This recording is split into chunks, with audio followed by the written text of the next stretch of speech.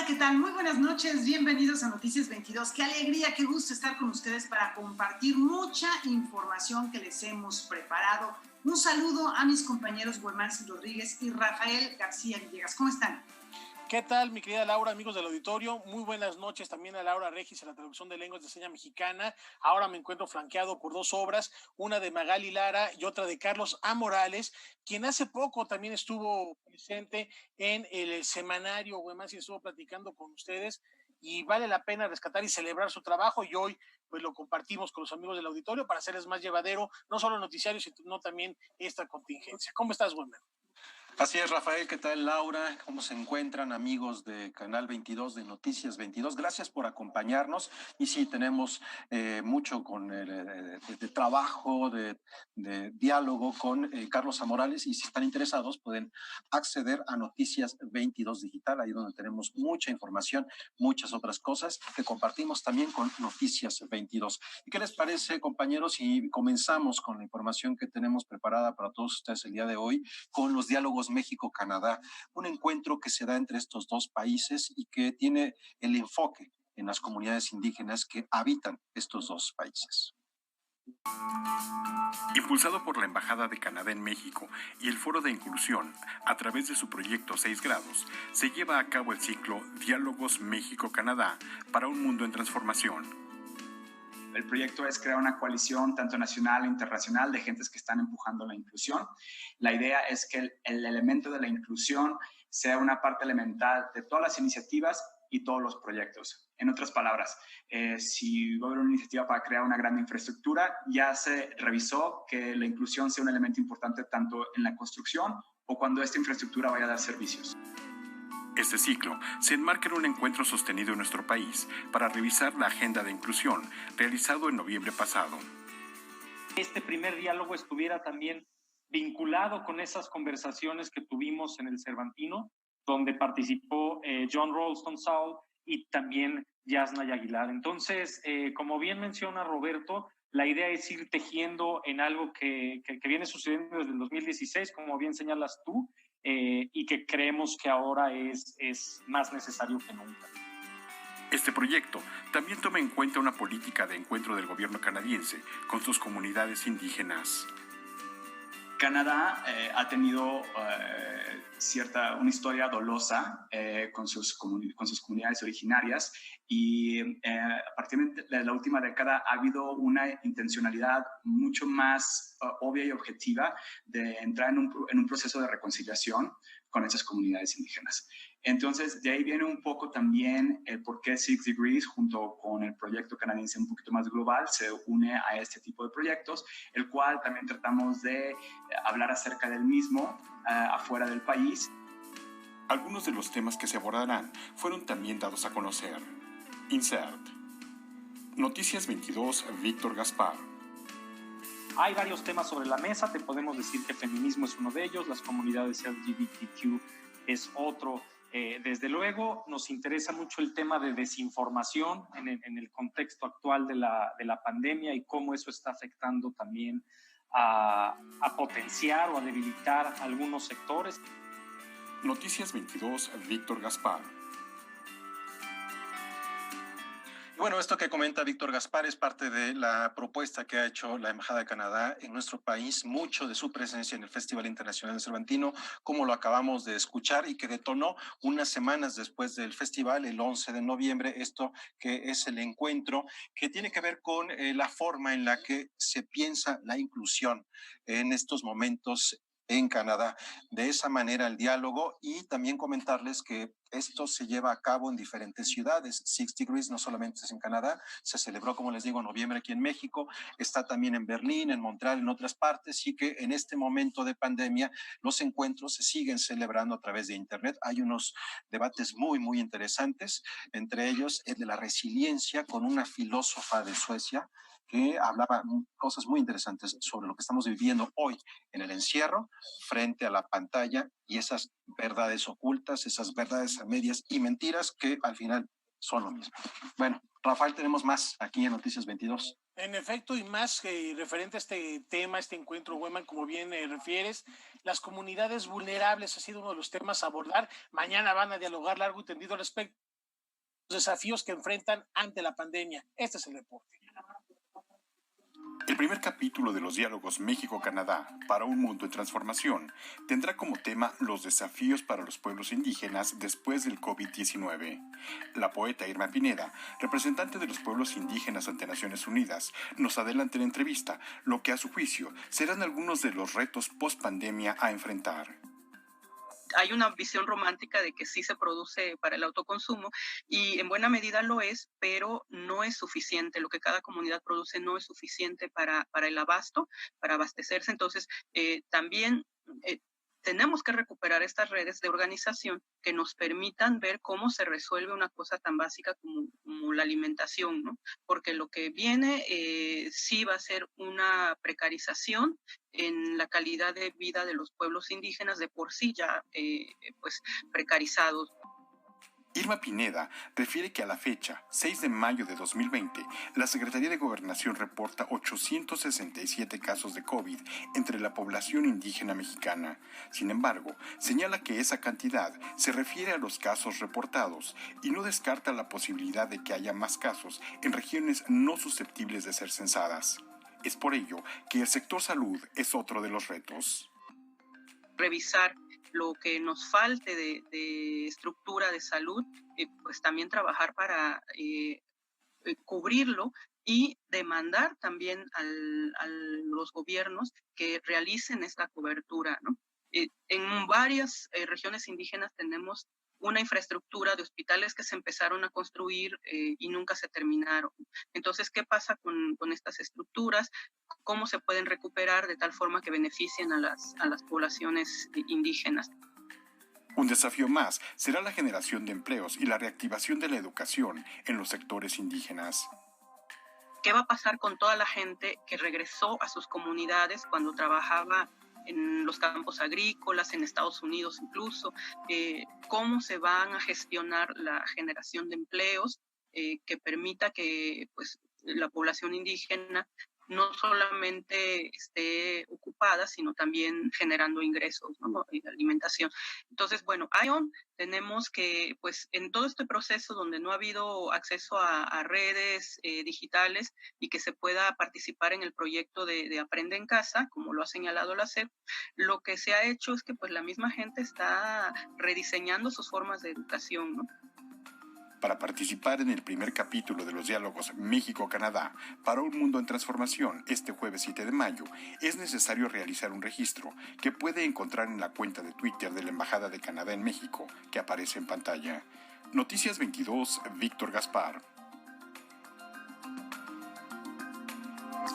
Y esta mañana, Genaro Villamil hizo un llamado a toda la comunidad, a toda la población para evitar lo que ya se llama de una manera pues muy conocida, infodemia. Dijo que esto hay que evitarlo a toda costa. Vamos con sus palabras.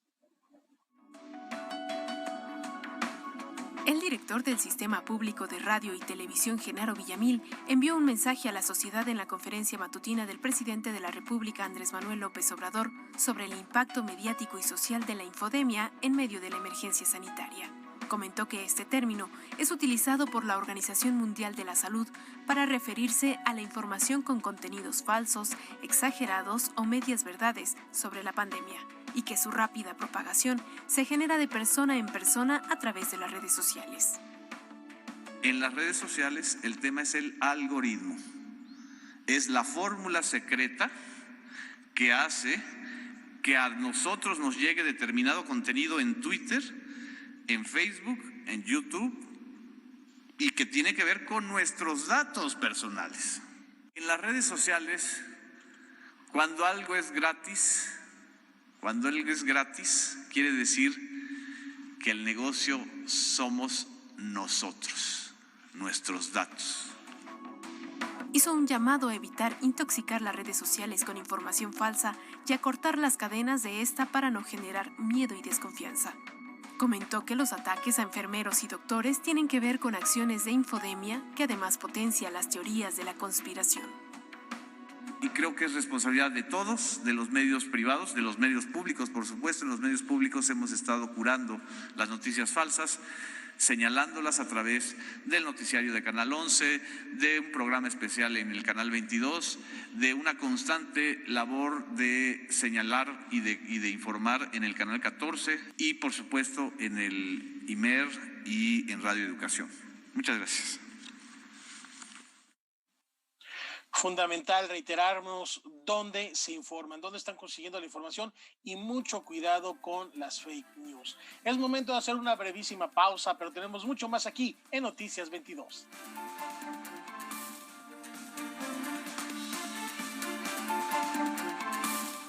Todas las tendencias, aplicaciones recomendadas, lo que debemos compartir y más. Gaby Tlaseca presenta Malditas Redes Sociales. México es el 8º lugar en la lista de países con las personas que más horas pasan conectadas a las redes sociales. Sin embargo, yo les digo, yo tengo otros datos. Viernes 21 a 30 horas, retransmisión, domingos 18 horas. Hoy más que nunca me importa que mi vecina esté bien, que tú estés bien y que en tu casa estén bien. Hoy te saludo con la mirada para que mañana volvamos a abrazarnos como solo nosotros sabemos. Quiero que nos vaya bien. Tenemos más en común que diferencias. Hagamos lo que nos toca. Ayudémonos. Venzamos la adversidad una vez más. Infórmate y sigue las recomendaciones de las autoridades de salud. Para protegernos, contamos todas, contamos todos. INE. Contigo en la distancia. Hola, en estos días en los cuales todos estamos cuidándonos, te invitamos a desarrollar tu creatividad a través de nuestra convocatoria Un Día en Casa. Graba un cortometraje de 1 a 5 minutos en el cual nos cuentes uno de los aspectos más relevantes de lo que estás viviendo en tu hogar en cualquier género. Encuentra las bases de la convocatoria aquí en el sitio que aparece en la pantalla y no olvides compartir estas experiencias con nosotros porque va a haber una serie de estímulos para los mejores trabajos que te permitirán seguir desarrollándote en el campo audiovisual. No lo olvides, nosotros estamos contigo en la distancia. Secretaría de Cultura. Gobierno de México.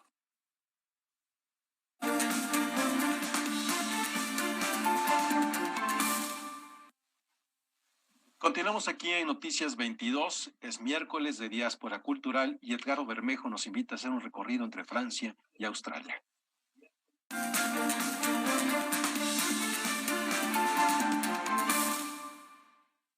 Bueno, pues ya lo dijo Guamán Sin, ya nos anunció la presencia de Edgardo Bermejo.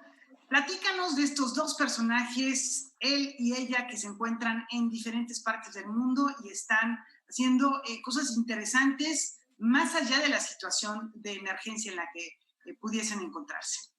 Sí, Laura, buenas noches a todos, colegas. En efecto, seguimos nuestro recorrido al que hemos invitado a otros representantes de la diáspora por todo el mundo y que le hemos dado verdaderamente el carácter global que la misma cuarentena y el libre confinamiento tiene. De manera que ahora vamos a cruzar el planeta, nos vamos a ir exactamente al otro lado de la esfera, a donde, por cierto, parece que están librando ahora mismo una buena batalla contra el coronavirus. El caso de Nueva Zelanda, ya lo sabemos todos, ha declarado derrotado a la epidemia, y Australia también está haciendo un enorme esfuerzo.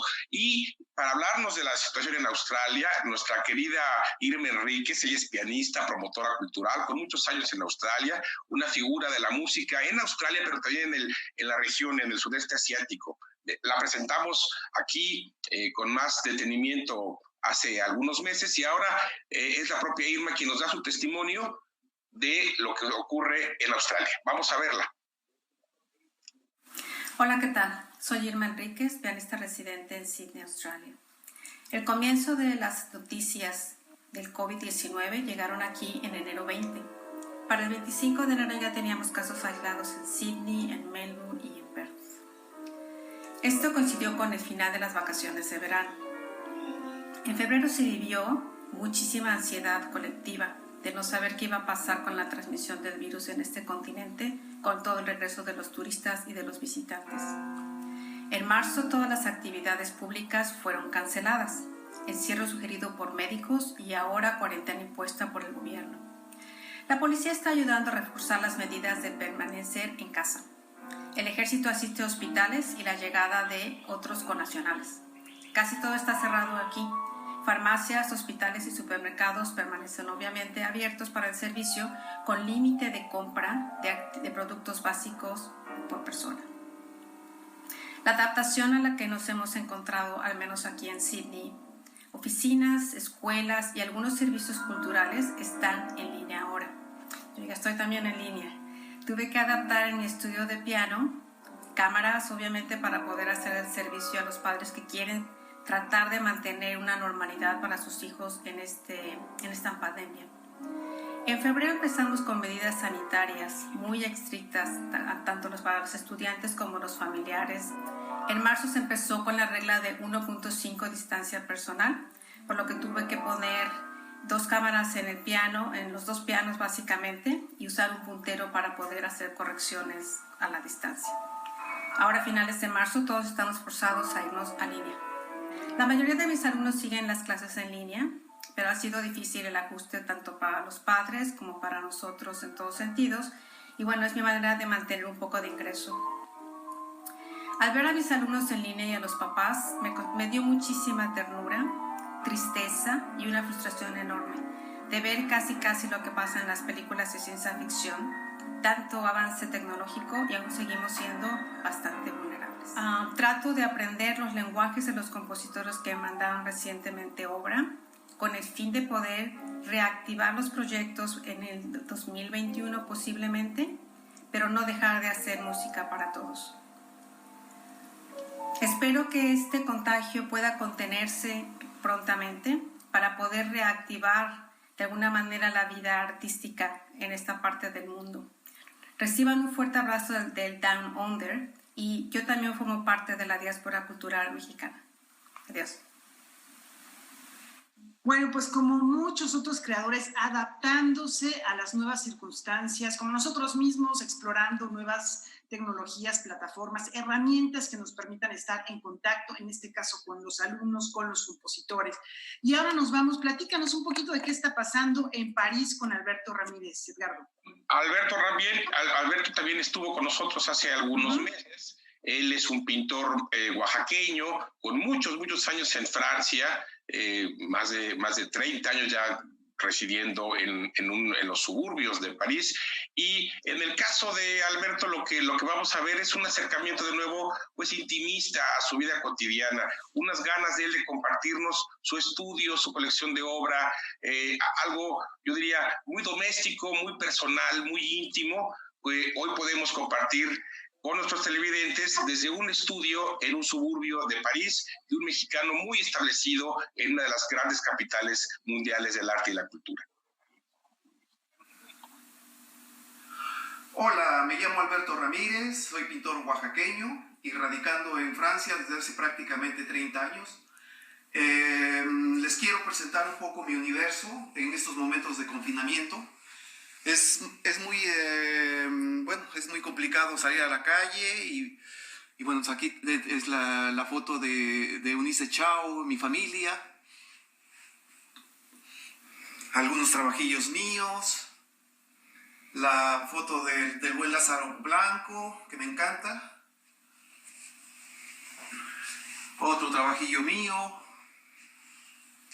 y bueno, pues parte de mi universo, el buen Sergio Hernández.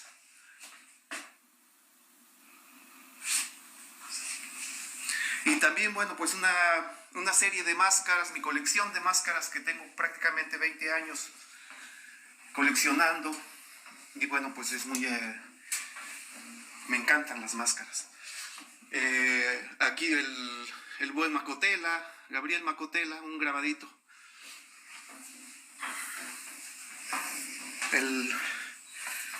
Una foto de Eunice Chao, de Francisco Toledo,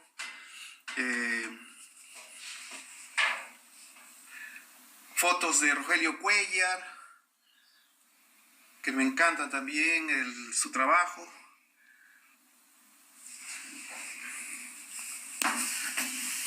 Demián Flores, unas serigrafías, la foto de Ulises Castellanos, Eunice Chao otra vez,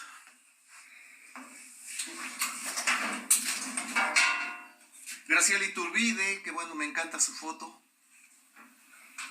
Y algunos exvotos míos, que bueno, que he venido trabajando, coleccionando también. Exvotos mexicanos.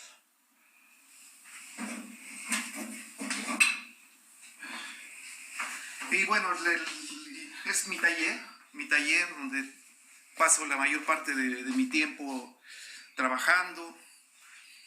Es una cosa muy, es maravilloso aquí en París tener un espacio de este tamaño.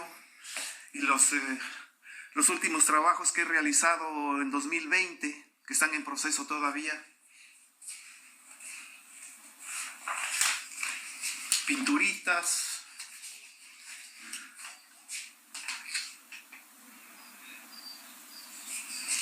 Y lo bonito también es pues en mi jardín, con un sol delicioso. Es maravilloso trabajar aquí con este paisaje. Y bueno, pues yo quería decirles también que bueno, que hago parte de la diáspora cultural mexicana y pues espero que estén muy bien y les mando un abrazo. Alberto Ramírez, en un ambiente en el que pues, está rodeado con obra de muchos otros artistas plásticos, fotógrafos, fotógrafas y de su propia obra. Y pues, bueno, no se la pasa tan mal, ¿no, Edgardo? No, y yo creo que lo que nos ha presentado es una metáfora de nuestros encierros. En el confinamiento dialogamos con nuestros amigos, con nuestras obras, con nuestros libros y prolongamos de esa manera un sentimiento de colectividad, de pertenencia colectiva a una generación de artistas, a una cultura nacional. Y allá hasta París vemos cómo, conviven con Alberto figuras como Rogelio Cuellar, como Ulises Castellanos, etcétera, etcétera, Gabriel Macotela. Son pues los encierros otra manera de dialogar con quienes somos y con la colectividad a la que pertenecemos. Pues muy bien, muchas gracias por presentarnos esta serie de viajes a diferentes partes del mundo y ver cómo la están pasando, qué es lo que están haciendo los representantes culturales de nuestra diáspora en partes del mundo tan diversas y tan distantes como en esta ocasión de Australia a Francia. Edgardo, muchas gracias. Nos vemos la próxima semana con una entrega más de Diáspora Cultural con personajes que nos da orgullo que se encuentren representándonos. Gracias. La próxima semana veremos el enorme reto de un mexicano en Londres que tiene una galería independiente y la está viendo muy difícil para poderla sostener ya con más de 2 meses de encierro en el Reino Unido. Efectivamente, pues sí, en ninguna parte es fácil, nada menos se acaba de anunciar ayer antier que la Ópera de París iba a perder más de 40 millones de euros y que además la calidad a lo mejor tendría que cambiarse, no se puede ofrecer más que obras cuando se reabra que sean muy populares para que la gente acuda. Entonces eso le da menos posibilidades al director de la ópera a proponer cosas nuevas, a arriesgarse, a poner obras que no son tan conocidas. En fin, esto de algún modo está golpeando los ámbitos culturales de todos los países, por más que pensemos que hay algunas naciones que tienen mucha fortaleza en ese sentido, a todas ha golpeado. Así que bueno, vamos a ver qué más nos cuentan en otras partes del mundo. Muchas gracias, Edgardo. ¿Cómo ves? Gracias a ti, Laura. Rafa, compañeros. No, pues interesantísimo, como siempre, las propuestas que nos tiene para ver cómo vamos, no cómo viven, cómo vamos a vivir después y sobre todo quienes se dedican a la cultura después de esta contingencia para rescatar el arte de manera urgente en todo el mundo. Y dicho lo anterior, si ustedes ahora en el encierro les ha dado por escribir, tienen hasta el 8 de junio para registrarse en la convocatoria del premio de ensayo literario Malcolm Lowry y en una de esas se lo van llevando.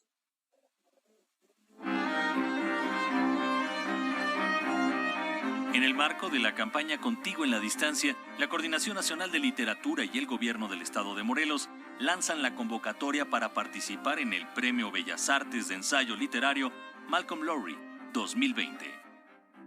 Convocado por vez primera en 1986, el certamen busca estimular el trabajo intelectual y crítico de las plumas nacionales o extranjeras residentes en nuestro país, a través del género predilecto para el ejercicio de la razón. Su particularidad reside en que está dirigido a reconocer aquellos trabajos ensayísticos que abordan la obra de cualquier narrador, cronista, poeta o estudioso extranjero que haya escrito sobre México, o a la obra de cualquier artista mexicano que haya tendido puentes creativos con culturas de otras naciones.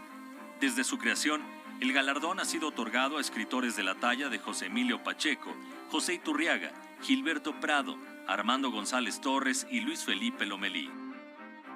Este año los trabajos a postularse podrán estar escritos en español o en cualquier lengua incluida en el catálogo de las lenguas indígenas nacionales y deberán contar con un mínimo de 50 y un máximo de 120 cuartillas.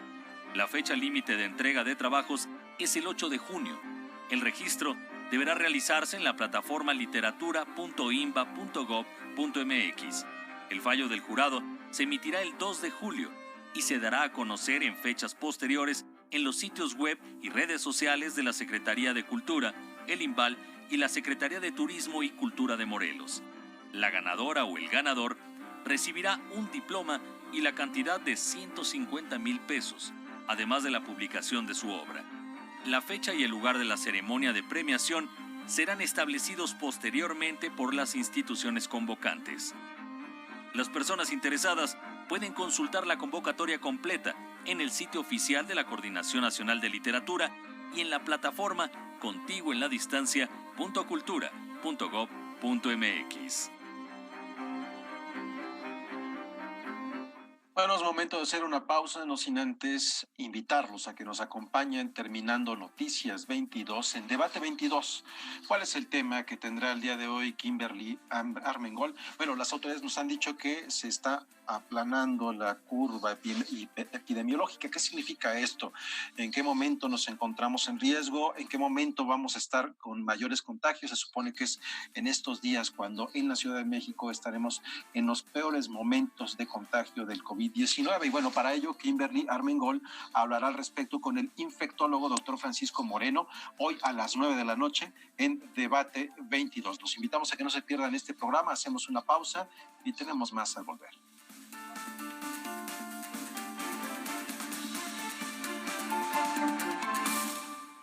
Esta semana en Cine en Corto veremos 3 historias en las que la música y el cine se combinan de manera formidable. Las rancheras de Germán Neuder Talatorre, Jerry's Baby Blues de Daniel Malvido Gutiérrez y Vuelve Primavera de Alfonso Coronel. No se lo pierdan. Busquemos juntos el trabajo del lenguaje que hay detrás de sus canciones favoritas. La poeta Julia Santibáñez ahonda en las letras de los músicos actuales. Lo que más me importa es que suene bien. No, y que obviamente que diga algo, ¿no? Sabe hacer una metáfora o sabe hacer un juego de palabras o así, todo aprendido de la pura cultura del rap. Entonces eso también está fuerte y está bueno. Metáforas, miércoles, 17:15 horas, por Canal 22. La cultura se ve en todas partes. El arte tiene el poder de provocarnos todo tipo de sentimientos y sensaciones. La luna da lassù fa da specchio ai nostri baci. Se ti guardo dentro agli occhi, mentre già mi batte il cuore, e ti dico che per me stare insieme qui con te ha il sapore dell'amore, mio caro l'amore. Ramón Gener presenta Esto es Arte. Estreno, sábados, 21 horas.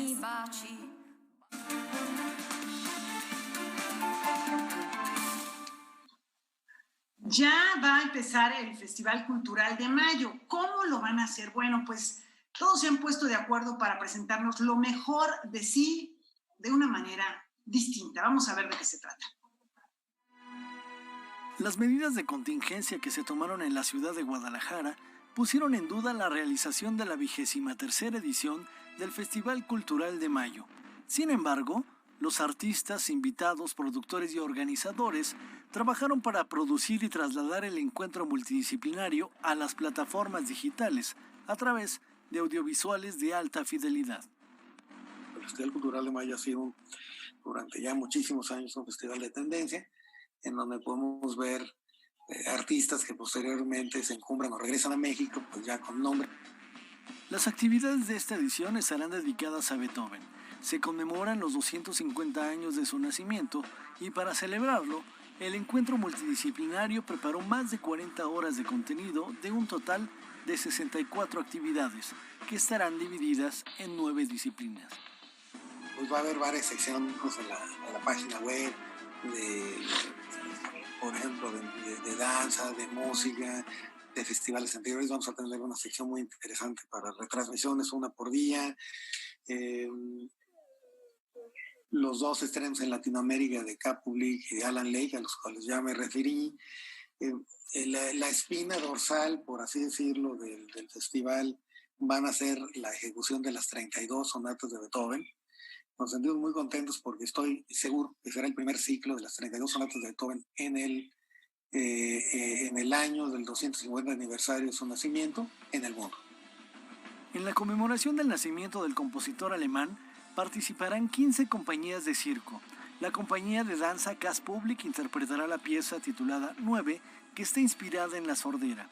El músico inglés Lear Williams interpretará las 32 sonatas de Beethoven. También habrá presentación de libros, documentales y conferencias magistrales que forman parte de esta programación artística que ofrecerá este festival del 8 al 31 de mayo a través de su página de internet y su cuenta de YouTube. Noticias 22, Óscar Cortés.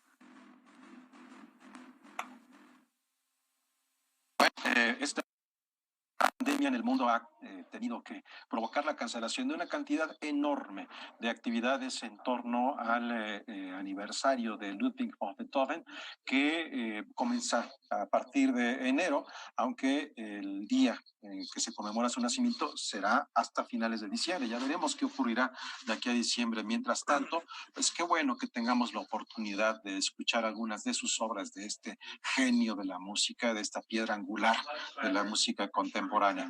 Bueno, de la música vamos a cambiar un poquito el tema. ¿Qué les parece si ahora hablamos de cine a través de la visión y observación de Fernanda Solórzano?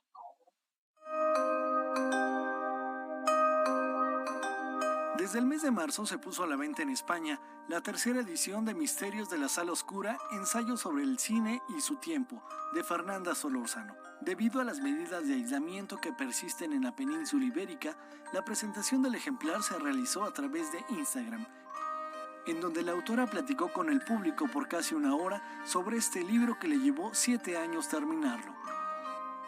Son 8 ensayos y hablan de distintas películas, pero no quiero que se piense que son no quiero que se piense que es un libro sobre películas. Las películas en cada ensayo son pretextos para reflexionar sobre cómo vemos una película, sobre cómo esa película se relaciona con su presente, con el pasado y cómo llega a influir en el futuro, no solo del cine, sino de las sociedades que lo consumen, hablando de cómo se trata de un producto. Los textos están dedicados a cintas que han traspasado generaciones, como El Padrino, El Último Tango en París, Tiburón, Matrix y La Naranja Mecánica. Fue un reto escribir sobre películas sobre las que se ha escrito tanto, ¿no?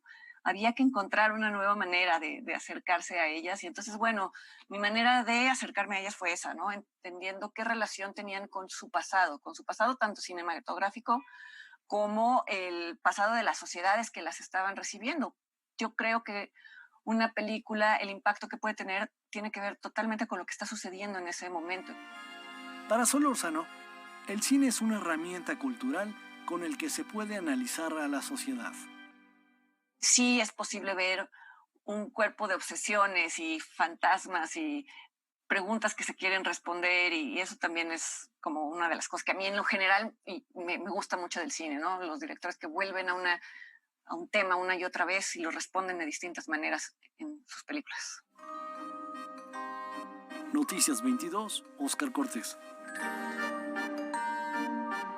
Bueno, y Fernanda Solórzano también estará mañana en la transmisión de los jueves de cine en Casa de Buñuel, lugar en el que conversará con una de las guionistas más destacadas del cine mexicano. Descubran de quién se trata.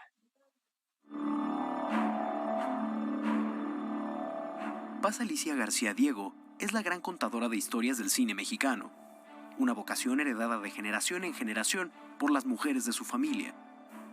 Primero estudió filosofía y letras en la UNAM y luego se cambió a estudios latinoamericanos.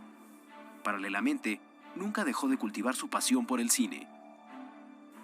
Y de repente un día la vida me dio chance de poder vivir de lo que más me gustaba y lo que más sé hacer, que es contar. Su entrada al mundo del cine se dio casi de manera fortuita de la mano del cineasta Arturo Ripstein, quien le encargó realizar la adaptación cinematográfica del libro El Gallo de Oro de Juan Rulfo. Así nació El Imperio de la Fortuna. Y a mí me dio muchísimo miedo, porque era Rulfo, y la verdad, Dios me perdone, pero Rulfo ha sido adaptado al cine de una manera pavorosa. Además, se encargó de escribir las letras de las canciones que aparecen en la película. Sí, es una de las otras cosas que me encanta hacer en la vida. Me encanta escribir canciones, me encanta. Desde entonces se reapropió de todas las historias que adaptó. Algunas distan tanto de la original, que bien podrían pasar como inéditas.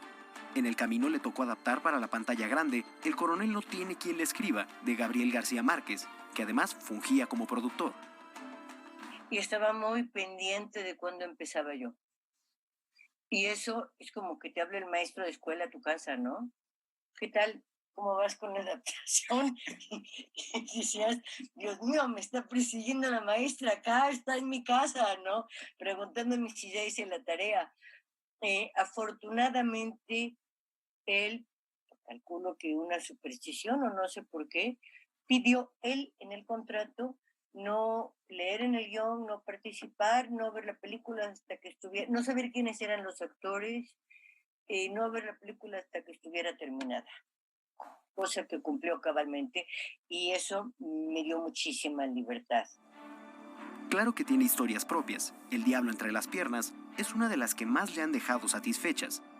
Una película lépera como ella misma la define. Paz Alicia deja claro que hasta para decir los insultos más viles se puede tener elegancia. Hace no mucho, viendo El Imperio de la Fortuna, ya filmada esta película, digamos que en marzo del año pasado la pasaron en Toronto, en una retrospectiva del Imperio, y me di cuenta de que la sexualidad de la caponera es idéntica a la sexualidad de Beatriz, el personaje del diablo entre las piernas, que es reivindicar el sacrosanto derecho de las ganas, femeninas sobre todo. ¿Por qué lo haces? Porque tengo ganas, ¿no? Y tenía yo ganas de hacer eso otra vez en voz alta y sobre todo en una edad en la que ya no se permite. No se permite no porque sea inmoral, sino porque está uno fea.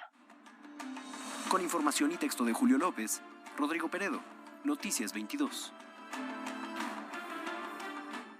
El 6 de mayo de 1915 nació uno de los artistas más enigmáticos, más diversos, un hombre que empezó a hacer radio, teatro a los 16 años, que a los 25 se convirtió en el gran director de las producciones de Hollywood con su Ciudadano Kane, Orson Welles. ¿Qué les parece, Rafa Wemansin? Yo sé que ambos tienen, yo creo que los tres tenemos una gran fascinación por Orson Welles. Y hay detalles que a lo mejor no son los más conocidos, como, bueno, pues su locución de la Guerra de los Mundos de H.G. Wells, que todo el mundo habla de ello. Hay algunos detalles que a lo mejor no son tan conocidos y que podríamos comentar con nuestro público. A mí se me ocurre así de inicio, de primera instancia, su obra En torno al Quijote. Es muy conocido que amaba a Shakespeare, que hizo Otelo, que hizo Macbeth. Pero ¿cómo es que se acerca al Quijote? Seguramente fue porque a los 17 años llegó a España, llegó a Sevilla, quería ser torero. Era muy, muy amante de la cultura española. Bueno, de hecho, él está enterrado, sus restos están en Andalucía, en casa de un amigo suyo. Contrata a un actor residente en México, refugiado de la Guerra Civil Española, que es Francisco Reiguera. Resulta que el actor se le muere antes de terminar el proyecto, que era una serie de 3 capítulos o 3 obras de hora y media cada una, adaptadas de una manera realmente alucinante. Convierte los molinos en excavadoras, convierte a los moros en pantallas de cine. Ahí hay muchos guiños hacia la cultura contemporánea. A mí me parece, se encuentran fragmentos en internet, se ha proyectado en varias ocasiones, pero es una de las obras más amadas por el propio Wells, que no se le llegó a cumplir del todo, y esto le pasaba muy seguido. Muchas obras se le quedaban truncas, se le quedaban ahí a la mitad, porque era un hombre que permanentemente tenía en la cabeza ideas de teatro, de cine, de todos los posibles. Y pues bueno, ahí está El Quijote de Wells como una exploración que tendría que hacerse. Lo ubicó en el mundo contemporáneo, acompañado por una actriz, y hacía una narración de su interpretación del Quijote muy improvisada, muy sobre la marcha. Y decía él una frase que era muy interesante en torno a su obra de Quijote y en torno a su visión del arte, que él nunca repetía una mentira 2 veces. Quizá ahí el secreto de su éxito. ¿Cómo ves, Rafa? No, fascinante la síntesis de un hombre multimedia. Ya hablas de su incursión en la radio, famosísimo este episodio que también refieres, que hizo huir a la población de Estados Unidos pensando que estaban siendo invadidos por marcianos, leyendo La Guerra de los Mundos de H.G. Wells. También El Ciudadano Kane, que está considerada por los críticos la mejor obra de cine de todos los tiempos, basada en la vida de William Randolph Hearst, este magnate de los medios de comunicación. Pero también hizo teatro, pero también hizo televisión. De hecho, su última aparición fue en un cameo de la serie Luz de Luna. Él fallece 5 días antes de que se pueda estrenar esta serie, pero era un hombre que estaba muy involucrado, muy consciente, no solo con su actualidad, sino también con el poder que tienen y que tenían desde entonces los medios de comunicación. Y una de las razones, y otro dato, fue exiliar a, que ya bien refieres, Laura, es que era acusado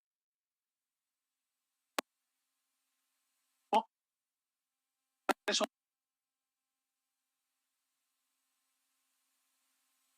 se llama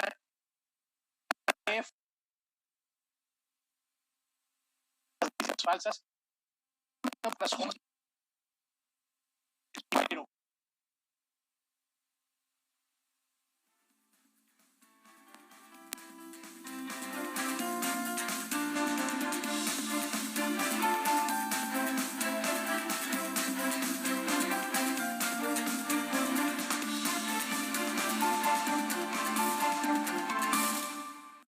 Todas las tendencias, aplicaciones recomendadas, lo que debemos compartir y más. Gaby Tlaseca presenta Malditas Redes Sociales. México es el 8º lugar en la lista de países con las personas que más horas pasan conectadas a las redes sociales. Sin embargo, yo les digo, yo tengo otros datos. Viernes 21 a 30 horas, retransmisión, domingos 18 horas.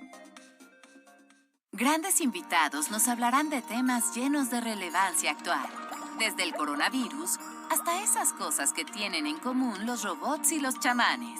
La limpia, y en todos estos casos uno como antropólogo puede observar que tiene efectos positivos. Pepe Gordon presenta los nuevos capítulos de temporada de La Oveja Eléctrica. Martes 21 a 30 horas. Retransmisión jueves 12:30 horas.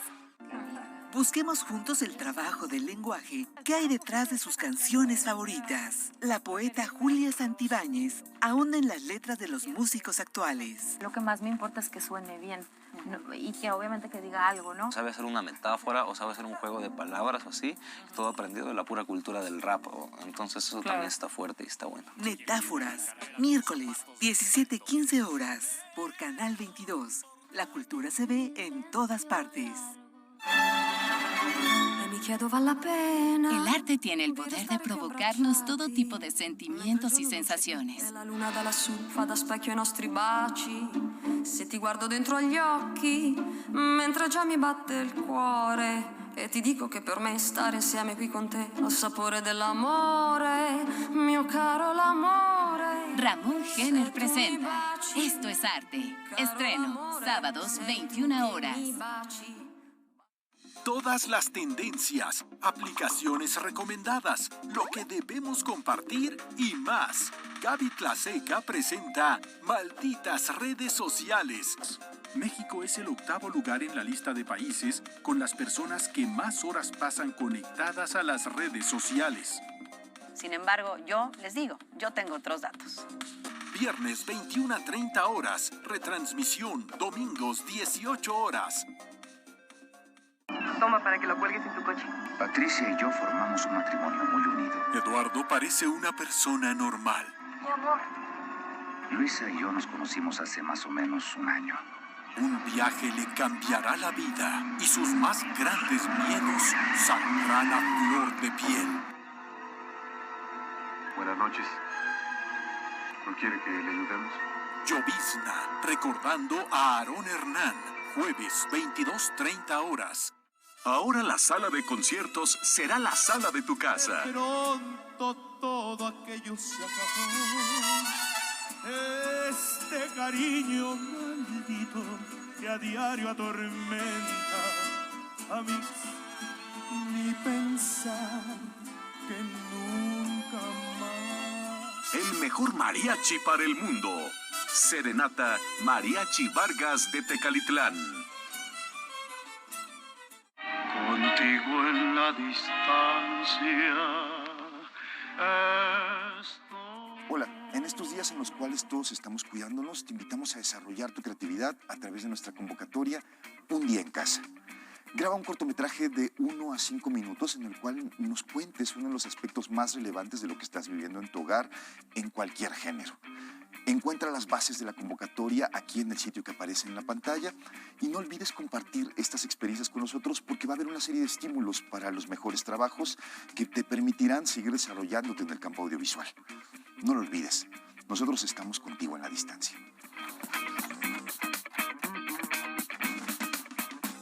Secretaría de Cultura. Gobierno de México. Pedro Cominic platica con Luis Fernando Peña sobre los orgasmos no genitales. No, yo creo que ser hetero va más allá de simplemente penetrar, ¿no? No, háblale bonito. Exacto, nada más, a ver, hola vieja, ya vine. Pero cuando los dos están dispuestos a disfrutar, que creo que es la palabra, una de las palabras correctas. Y luego está el bonito botón del amor, de la próstata. Orgasmo masculino heterosexual. El sexo nuestro de cada día. Reestreno. Sábado, 22 horas.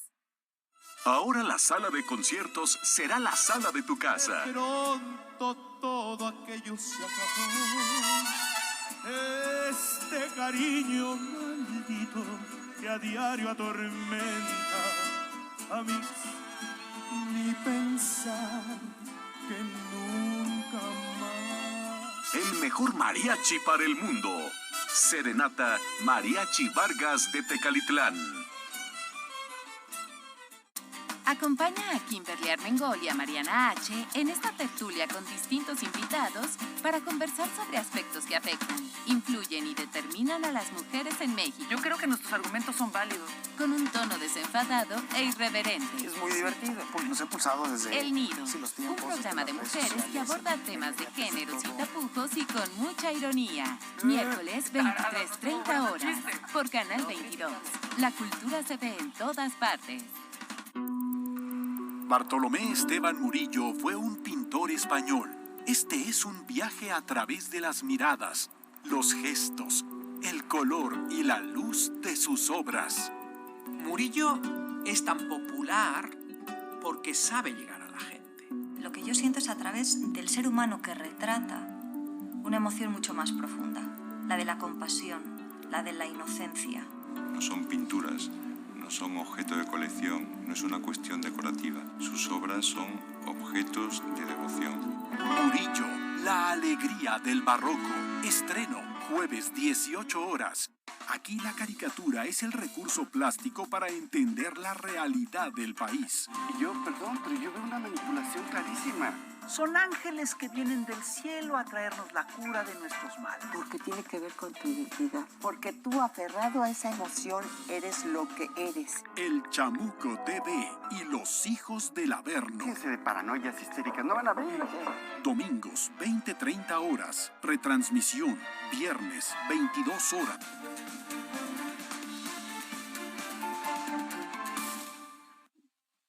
Bueno, los duendes de la tecnología están haciendo de la suya, pero estamos de regreso a Noticias 22 y es un momento de visión global con Iliana Rodríguez Santibáñez.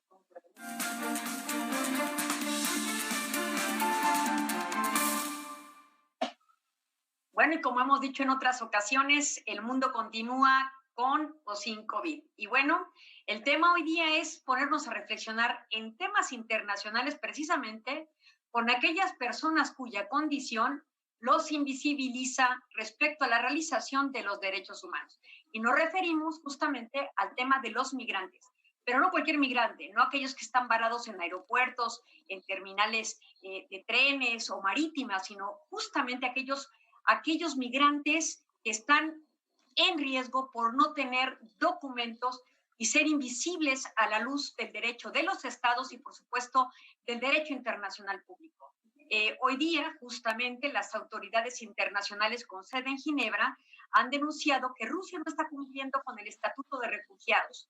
Está otorgando en algunos casos visados a la ligera, pero sin darles las condiciones que posibiliten no solamente un distanciamiento específico por condiciones de la pandemia, sino también el andamiaje institucional que los estados tendrían que otorgar cuando aceptan determinadas características migratorias a los migrantes. Pero Rusia no es el único estado que está incumpliendo con el Estatuto de Refugiados. Estamos observando toda una corriente de estados que están constantemente vulnerando el derecho de los migrantes. Pero en esta pandemia se agravan, decimos. Hay que considerar que el 2 de abril de este año, justamente, el Tribunal de Justicia de la Unión Europea emitió una sentencia muy importante donde responsabiliza a estados como Hungría, la República Checa y Polonia de no respetar justamente los derechos humanos de los migrantes. Esta condena a nivel judicial y a nivel internacional de un tribunal de origen internacional en la Unión Europea fundamentalmente pone otra vez en la exposición de la mirada internacional el incumplimiento del derecho interno y del derecho internacional para respetar la condición de los migrantes. Hay organizaciones que se están esforzando para velar por el interés de los migrantes, como la Organización Internacional de Migrantes, que tiene justamente un vínculo con Naciones Unidas, y también, por supuesto, el Alto Comisionado de Naciones Unidas para Refugiados, el ACNUR, que están observando que los estados traten de cumplir. No en los centros de detención, donde están retenidas estas personas que llegan sin documentos a los territorios en todos los continentes, no se está dando la atención específica sanitaria mínima para preservar su integridad física y mental, lo cual, por supuesto, acrecenta o duplica la condición tan severa en la que estas personas se encuentran. Hay un llamado del orden internacional también para que las oficinas migratorias transparenten los datos de cuántos migrantes pueden estar en este momento contagiados y en caso de que lo estén, qué atención están recibiendo. Porque repetimos, en el momento en que no tienen documentos, no tienen un pase automático a las autoridades sanitarias, a los hospitales. Y por supuesto esto agrava su condición.